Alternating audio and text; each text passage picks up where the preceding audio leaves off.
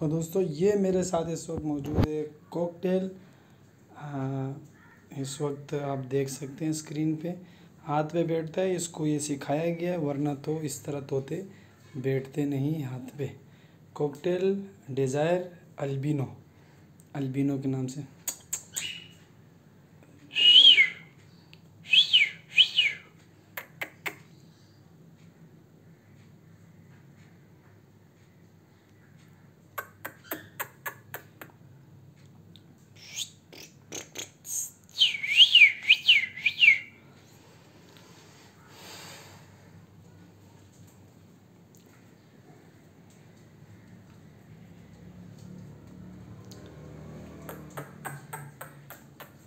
इसको मैं यहाँ बिठाने की कोशिश कर रहा हूँ, यहाँ मिल जाए।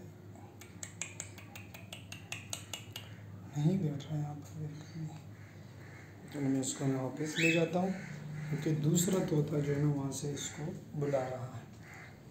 अच्छा, इसकी आज की सैर इतनी काफ़ी थी। अगली वीडियो में मज़ीद इसको सैर कराएंगे।